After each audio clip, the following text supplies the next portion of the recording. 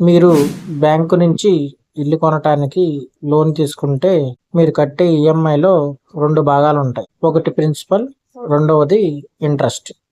ఈ రెండిటిపై ప్రభుత్వం పన్ను మినహాయింపు ఇస్తుంది. ప్రస్తుతం సెక్షన్ 24B కింద హోమ్ లోన్ వడ్డీపై గరిష్టంగా 2 లక్షల వరకు మీ ఆదాయం నుంచి మినహాయింపు పొందొచ్చు. అంటే మీరు వడ్డీగా 3 లక్షలు చెల్లించినా పన్ను లెక్కల్లో మాత్రం కేవలం 2 లక్షలకే తగ్గింపు వస్తుంది. క్రెడాయ్ అనే రియల్ ఎస్టేట్ సంస్థ కోరింది ఏంటంటే హోమ్ లోన్ వడ్డీపై ట్యాక్స్ మినహాయింపును 2 లక్షల నుంచి 5 లక్షలకు పెంచాలి.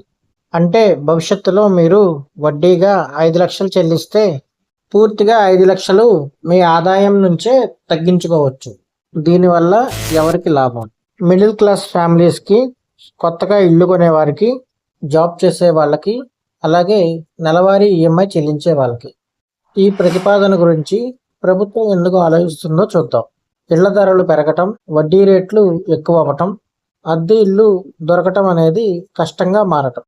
అందుకే ప్రజలు ఇల్లు కొనాలంటే ప్రోత్సాహం ఇవ్వాలనే ఉద్దేశంతో ఈ ప్రతిపాదన వచ్చింది.